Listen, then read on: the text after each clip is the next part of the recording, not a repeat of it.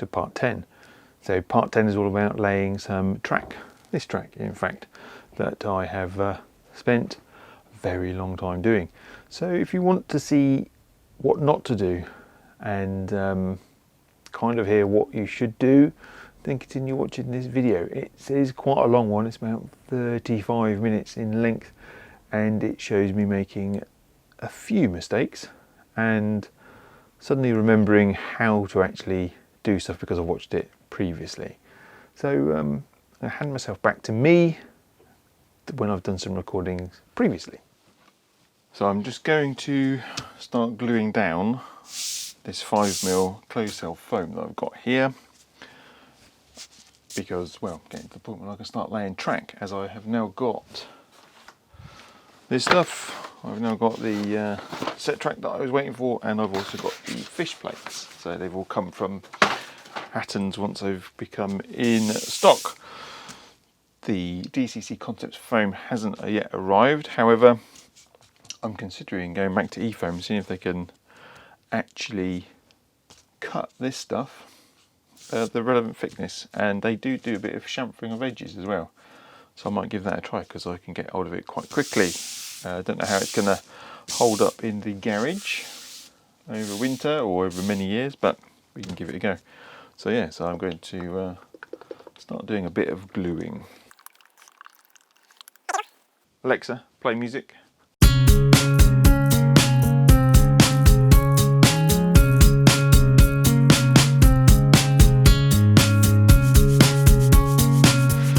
Come to the conclusion that putting one big piece is going to be quite difficult to do, so I might have to cut it into smaller sections. I've got one prepped already. Not quite sure how long this is. Let's go to there. Let's keep on gluing. Alexa, play music.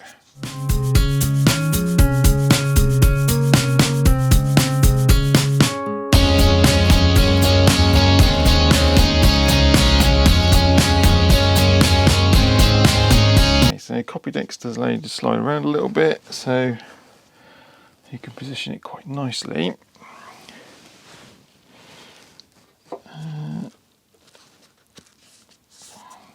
And it glues down quite firmly, that stickiness. Once it's down, I need to put some weight on there in a bit, but I think that's gripped that quite nicely, that foam. Hopefully that should be a really nice one. So just got to clean my ruler a little bit. So I think I could just do with doing that again, but I need to cut it into smaller chunks, I think, because it's quite difficult to achieve quite large cuts like that. So for foam you do really need a nice sharp blade, so I'm just going to pop off a couple of little bits. Okay, it doesn't do a perfect cut, not like when they cut it, but I think it's good enough for what I need. So on with the gluing, on with the sticking. Alexa, play some music.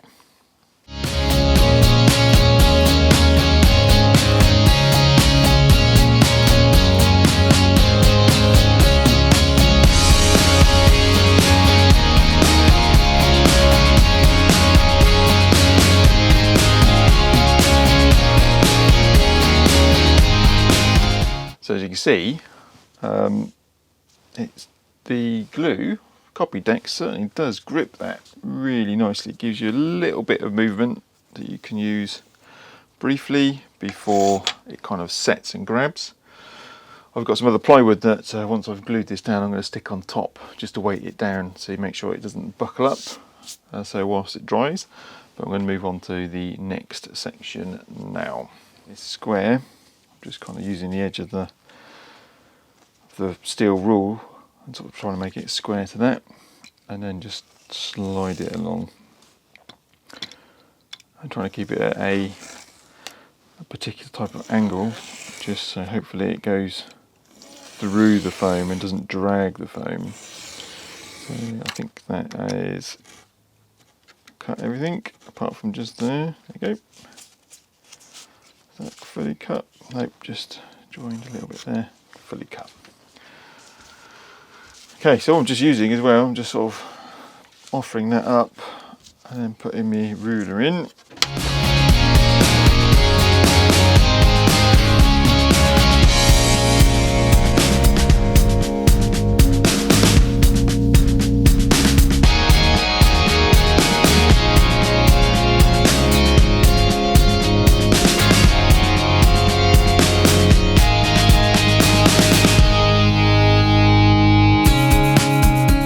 So I've just finished gluing the foam down. So I've just weighted it down at the moment with some other pieces of ply. I'm going to leave it overnight now for the next 24 hours. Well, overnight, and come back and check what it looks like tomorrow. This is pretty much empty. I used pretty much all of it. So next step will be to look at actually, well, hopefully putting some track down. Interesting point I want to make though, excuse the mess, is here is my Peco track that came, and I didn't realise, but let me just see if I can show you. It already comes with fish plates on. So that was a welcome, although I've just brought a load of fish plates, having them on there, yeah, well, just is quite handy. So yeah, so these will lay down all the way from there, all the way down there, with either 4 or 5 hidden sidings, depending on how I'm going to mount or put the station above it. Currently the idea might be, just while I'm discussing this, using something like these angled brackets, measuring about so many, and basically screwing them directly into the back seam through the wall, supporting the top on that, and then using, although not this length, something which should go in and be drilled into place, so we've got a nice level there for the platform level to be built upon. So that's a current idea, and with that method it does allow me to run me 5 hidden sidings rather than 4, because I was going to have to utilise one of the spaces to actually put the support in. So that is the current plan so far. So as a little bit of an interlude to this video, whilst I've been waiting for some more copy decks to arrive, I've been playing with my MERG boards, and one of the main things I've been trying to do is to enable frog switching. So just here is something called I think it's called a Mio add relay board, and that connects up to this, which is a CAN Mio board. All these things you can buy through MERG, which is, you have to pay a subscription annually for it, but the wealth of knowledge on there is fantastic, and the stuff that you can do is amazing. This is a CAN pan with a test board on top. The idea behind this is you can press a button and something happens, a bit like having basically a normal control panel. So at the moment I'm just literally testing the ability to relay switch. So at the moment I have got the red light just there. Let me just see if you can see that a little bit better. Yeah, and I want to go to here. It's a bit Heath Robinson. I've just got the cable, and I'm using a 9-volt PPE battery just to power those LEDs, and I've got a little resistor in there so they don't blow up. So the idea behind that is, I was just showing you demo 1. If I press this button here, that should move, which it does. If I press button 2, this one should rotate, if you can see that, but it's very slow, and the motor is remarkably quiet. And if I press 3, we should see this one move, and then the LED should turn off. So and you should hear the click.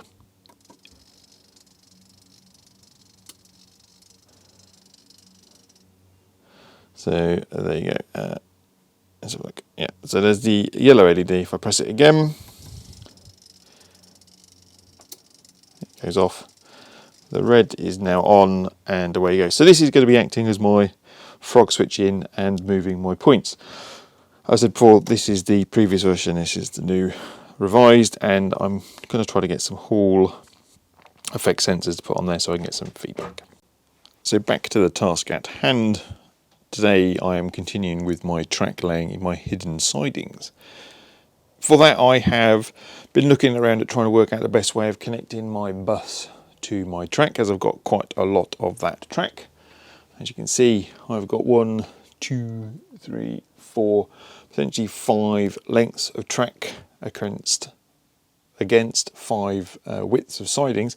25 pieces of track potentially that I need to join up. Now I was watching one of Charlie's videos and he sort of used some of these things. I've got loads of these as well. I'm not sure why I ordered them, but I have. But I've got a load of this stuff from I think a company called Railway Scenics. They also provided all of this wiring as well. So I've got slightly thicker wire for the bus and I've got some thinner stuff for the droppers. Now, come to think about the way that I'm working, I don't think I've got enough of this thin stuff because I might have to run quite a long length unless I solder sort of here and here. So rather than being in the midpoint, just near the ends, so I can use one short cable for joining up. So imagine under the board would be one of these, so I can connect 5 in, 5 in. I'm going to have to feed one of the ones in for the main bus. So I can use one of these to kind of effectively connect up these. I'm hoping that I can double connect these up because these connectors they look pretty wide. So using the Ferrules that I've got, I should be able to do something with it. So anyway, I just need to tidy up because I haven't really got any space at the moment to actually do any soldering. So I'm just going to clean up a little bit and then I'm going to start soldering some of the droppers onto my track. Okay, so we've now got to the point where we can check to see if everything is working as it should be. As in working, I mean glued. Obviously, that's what I mean, glued. I've used all my glue.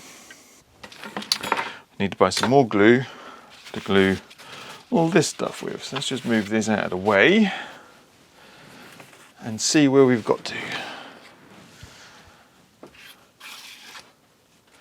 Take the first one off, hopefully it's not stuck to the actual. Nope, all looking good.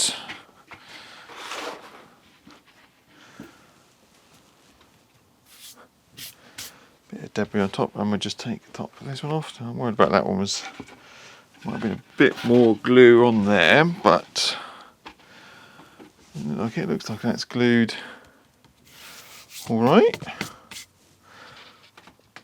I know I've got this one, so I could move this out of the way over here, like so. Now actually that's the wrong way around, I need to rotate that a little bit. The other way, actually, maybe it'll be better off with a bit of a gap against the wall.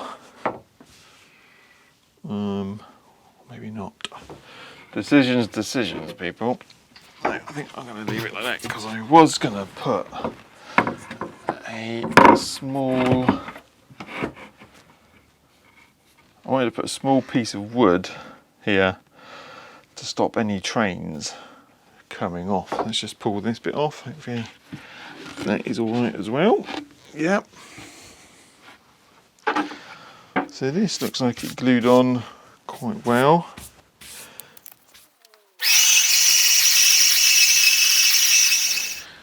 Okay, so this is the big long one. Put the track on there temporarily to see what it kind of looks like and how it's positioned up. I've got I will admit to you, I am still umming over these. I'm wondering, I don't need it for the decoupling side of things. I could potentially just pop those out or glue them down. But I saw it on a exhibition layout where they came out of their fiddle yard before they got to their main layout, they had these, and I thought, will it actually do what they're meant to do? Sort of if there's a slight derailment somewhere as I'm dragging something out, these will help. And these are probably 20 years old. So should I buy new ones? I mean, I don't know if you can see, but they are corroded, so they're going to have a bit of an issue. And then go over there with, the loco itself, it's going to have a bit of a problem actually picking up power from that. So are the new versions of these, do they use the new nickel plated, are these non-nickel, whatever the mix is for track? So maybe I need to buy 5 new ones of these. And that's kind of what I was looking at doing here, was really just having this in place. Let me just turn the camera up. Just having these in place when something comes on and off, and something like that. So as the locomotives come in, they are corrected as they go.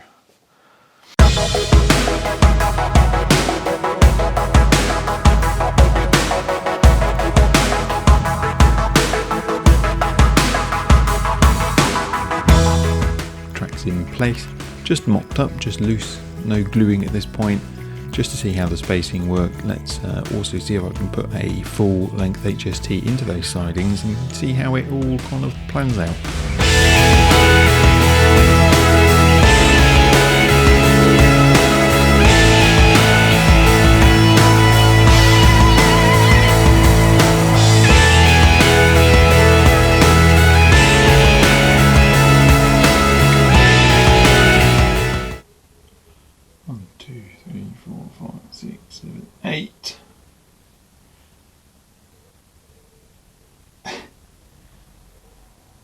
Now that will not fit into my station.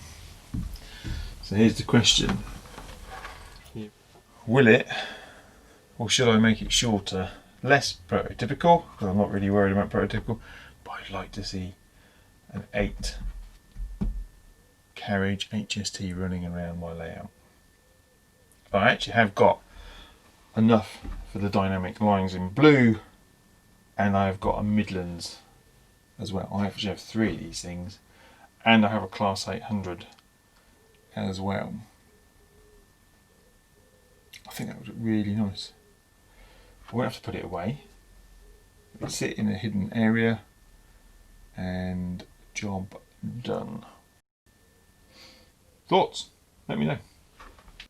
So I've just tidied up a little bit, and I'm just going to show you what I've got. I have got a soldering iron. I've put a new tip in here because I'm using lead-free solder. No idea if this is going to work. I've got some solder which has got lead in, so I'm going to try that. I've also got my fan that I can use an extractor, so it should pull it across. There's a bit of charcoal filter on the back there. It's probably not ideal, but I'm hoping not to be doing too much of the stuff. I've damped down my pad. I've got some paste if I need it, so I'm going to give it a go. I'm going to turn it on. So I'm going to turn it on. He says turn it. Just need to plug the thing in. Always helpful. So as it's going to be lead, need to move it up a little bit. So it's a nice little unit I got from eBay, I think, or Amazon, one of the two. It goes up to temperature, it keeps it nice and warm.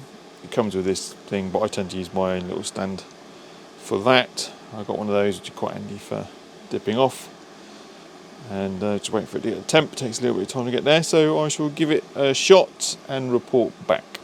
So I've just noticed, actually quite handily, is a couple of solder points at the bottom of these pieces of set track. I said I'm going to do one here, I'm going to do one over here. I'm using black to back, so this would be the black because that's nearest the back of my track. So turn it over, so when you're soldering it's going to be black at the front, red at the rear. Swapped over, it'd be the correct way around. Let's give this a go. So I have actually just done a test on it, and luckily the stuff is going to be hidden because it's come out really badly. The lead, because you have to have it quite hot, has buckled the actual plastic actually on there, which is not brilliant.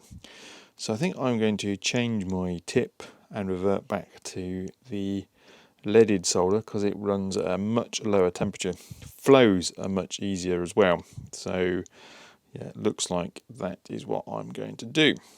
So I'm going to reverse this one round and use the other end because yeah, I'm not going to clean that up. And as I said before, luckily it is going to be hidden in some hidden sidings. This is quite handy as a learning tip on how not to do something. So the first thing I'm going to do is use a set of old wire strippers I got when I went to college, about 1 centimetre off the end. Just cut it. I'm going to just twist it a little bit so that the ends become sort of tightly wound, like so. It gives me a good end, and then I can now tin that end. So I'm just going to hold it in there for a second, put my extractor on, and I'm just going to use a bit of the leaded based stuff. So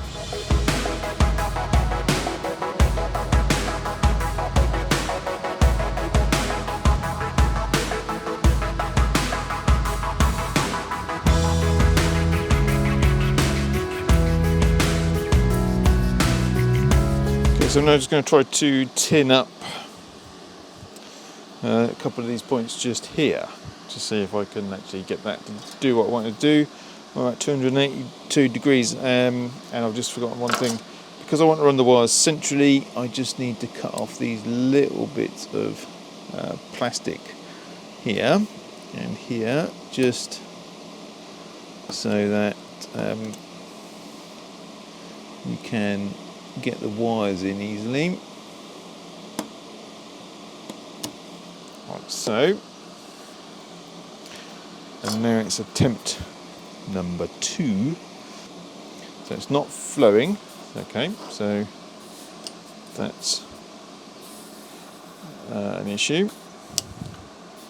And I've got a feeling this tip is actually not a clean tip, so I'm going to change it for a new one, which should be for the lead-free side, because it's just not flowing as I expect. And I'm going to put a little bit of flux on there as well. So whilst I wait for the tip to warm up, I'm just going to get a bit of this gooey flux stuff. I've got a piece of wood that's coming off of somewhere. I'm going to stick it on there. Kind of hoping that this might make this flow better.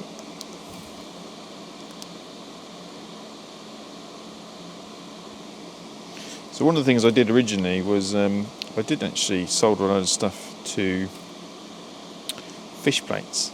The issue, of course, that is when you're doing fish plates, that they will become loose over time and you will make intermittent connections. So yeah, so it's not the best idea. Let's just see what happens to that. That just seems better. So let's just try put a bit of that on.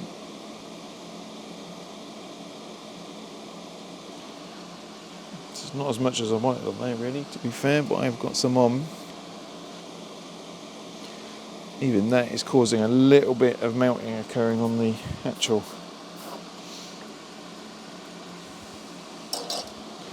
tracks there.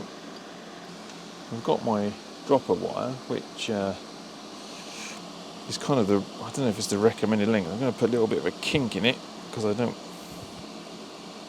want all that there. Now, some people use I think a thinner wire, and I think this might actually be a little bit on the thick side, but who knows? So it needs to go here. So now I might have to trim that just a touch because it looks a bit too long to me. So I'm going to trim that off to make it shorter. And I just want to heat that bit there. So let's just see if we can get that going.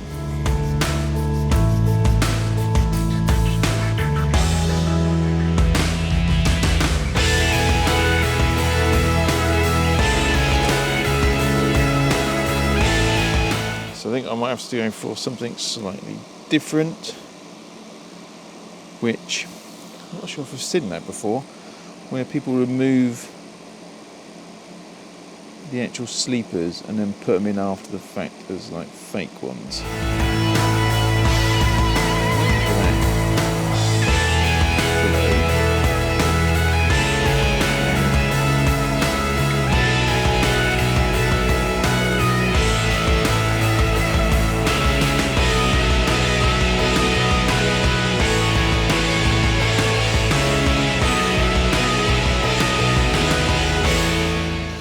That one is stuck in better. That is much better, but again, not where I want it to be at all.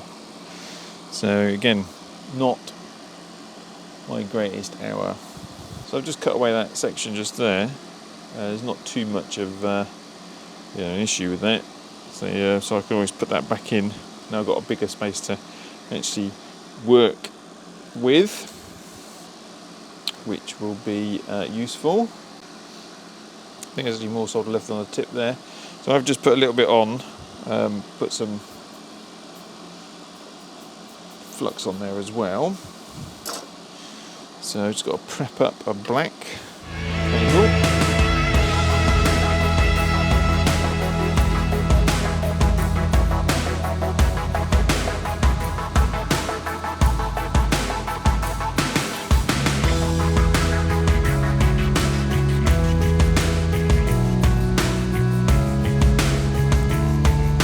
It's liquefied, I just can't hold it in place.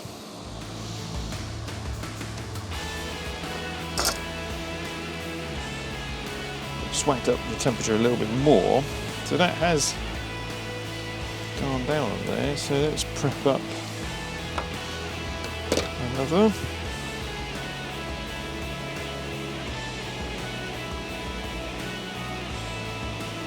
So that's caught and wick that one. That looks much. Ooh.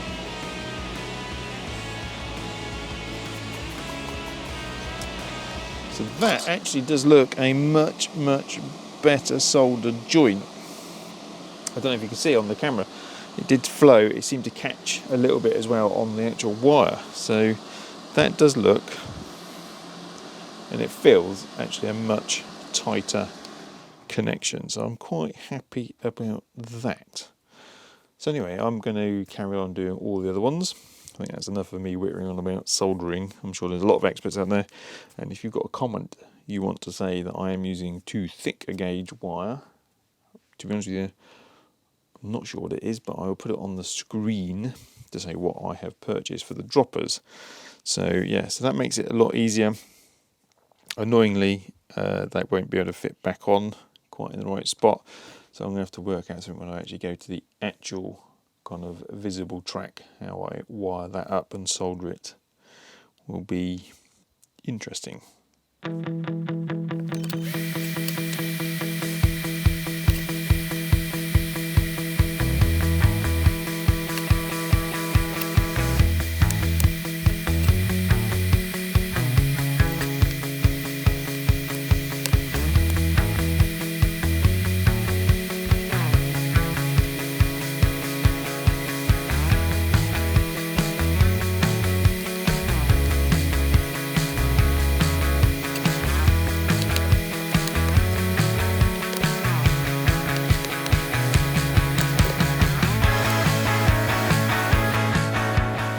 So that process that I've just done does seem to work okay.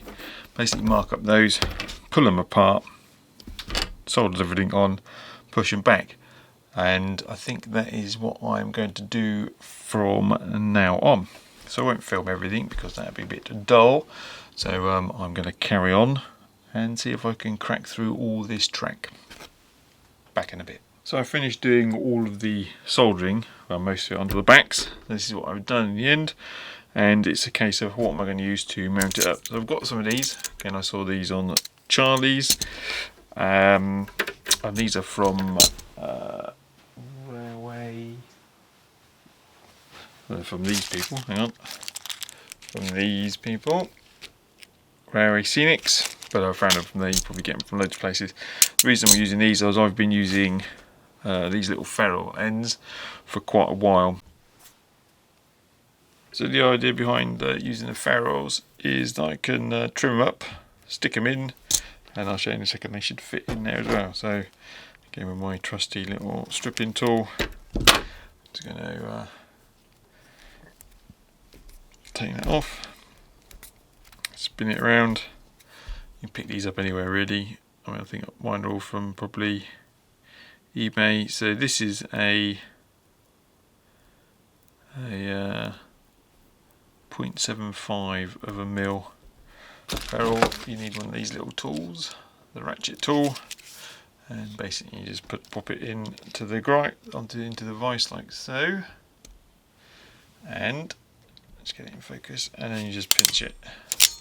And it comes out looking a bit like this. So now the point I wanted to make was, with these, I want to be able to put them into these little grip vices. So just undo this, and also the benefit is I can get one on one side and one on the other.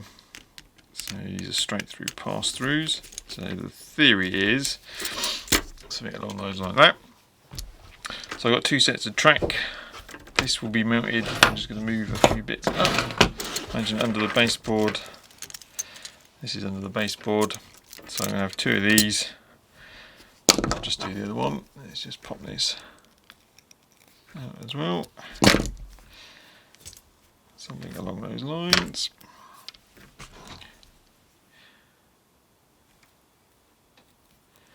Push it on, grip it up, and go.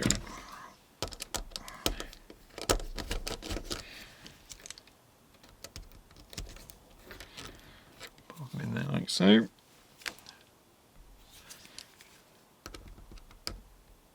And tighten up. So there you go. Yeah, okay. Easy to adjust that a little bit. But quite a nice easy connection on that from underneath. And these also come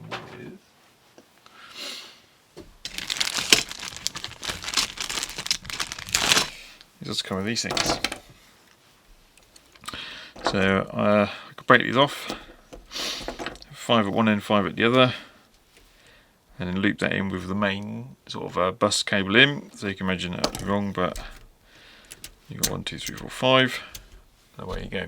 So that's the idea, and then you can screw it in underneath as well. So that's the plan with connecting up using that. So I'm just starting to lay the track now that I've put some of these ferrule ends on. I can't remember what they're, bootlace ends.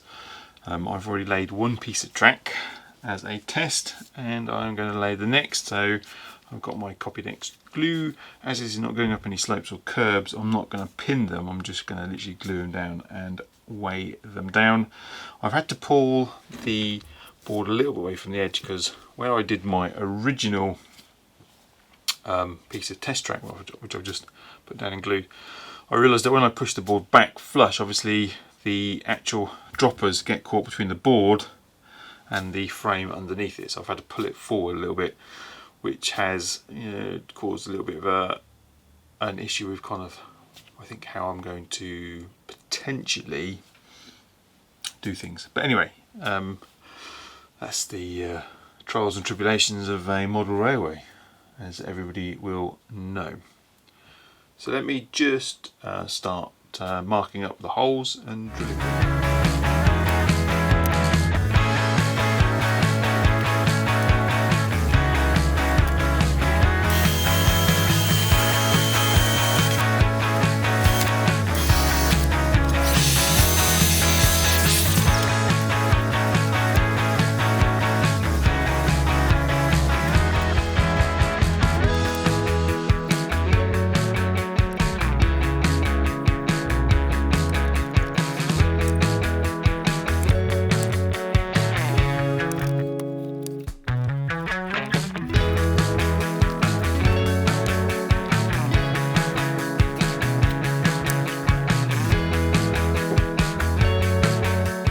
Once this is glued, I can't move these boards anymore,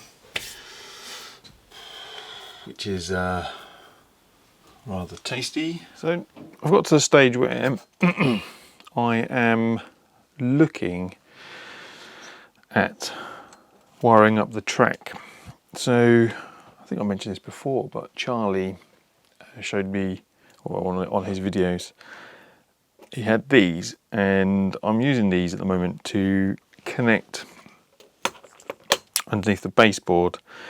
The idea being is the feed from the main bus comes in, and then it comes out on this side, and also it gets duplicated into this pin, and then I've got 4 connections that I can run out to my track.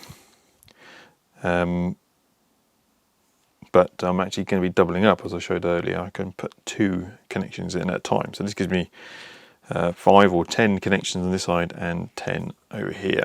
So it comes in, goes out. That's the theory. Now I'm going to be using some district cut-offs that I have got from MERG. I've only got 1 at the moment. So the idea behind this is I'm going to use the same kind of thing. So from the actual output, comes into here, and I'm going to then sort of daisy chain it around. So here I'm going to have 5 negatives and 5 positives, because that's the way my label goes. And then all the outputs to the districts can come directly from here. This also means that if I ever want to have multiple boosters, I can use a similar arrangement but from this side. So effectively this is the CCC controller. So here's track feed comes out, and it comes around under the board and into the feed on this side. All the gizmo electronics does its stuff, and it comes out here. So I could put another smaller version over here, sort of like a 4 or 5 pin, so it comes out. I've also got a feed actually which allows me to take a direct feed from the command module out to a programming track as well. So I do intend to have a programming track somewhere also, which is going to be quite useful. So that's the plan. So I'm just going to make that up and see how that sort of behaves. This will all be underneath, wired like that, so it's all going to rotate. So this will all be closest to there. So I'm just going to build up using my bus wire, a short length kind of thing from here to there, daisy chain through on this side, so I've got outputs available. So the footage is showing you a kind of story of the approach of doing the actual track, and you can see that I've completed some, and there underneath is part of the bus wiring. Now I've missed a few bits and pieces, and as you can see in the video, my middle track straight down the centre is warped. And you're going to ask, why is it warped? Because I glued it down and the fish plate on the right was not slid into the track correctly. So I tried doing what I've seen before, which was, you know, somebody can use a pair of pliers and slide the fish plate across and back. Didn't work, so I ended up having to use like a plasterer's trowel, lifting the track up and sliding the fish plates in place once I got enough to track up, and then putting it back down and re-gluing it. When you're looking from the front, it looks perfectly straight, and annoyingly it's not, but hey ho, that's how it all goes, and I will probably have another little go at trying to lift that up and just straightening that out. So the things that I've found that I haven't recorded in this video is the actual soldering side of things. I went off and bought a wider tip, which makes things, well, makes the heat transfer much quicker to the track. I used a method of sliding stuff out like I showed before, but I also did file down the bottom of the track a little bit. The filing of the track helps the solder grip, so to speak, and it made the remaining tracks really, really simple. I have got a little bit more soldering to do onto the bottom of some tracks, and I will try to record that and show you how I did it the correct way. And it's just a couple of my 37s rolling up and down the tracks. I was testing it, making sure that everything was working. From here, I've basically just wired it up as I showed, using those connectors from Chadwick Model Railway that Charlie was showing, and I think they work reasonably well. It's not very tidy under there, and I didn't make the droppers long enough, so I have had to extend each of the wires using like a Scotch lock or something of those similar brands. Anyway, I hope you've enjoyed the real long video today, and I hope you've learnt from my mistakes so you won't make them. But if you have, and you have enjoyed those mistakes, then do hit the like button, and subscribe also would be brilliant. And if you want to be told of future videos when I release them, then hit the notification bell as well. So once again, thanks very much for watching, spending your time. It is much appreciated. I am on Patreon now, so if you want to join up, then please do check out the link below, and we can continue this journey of building a model railway in a garage together. Once again, thank you very much for watching. I hope you keep yourself nice and safe. Keep yourself well. Hope to see you again shortly. Goodbye for now.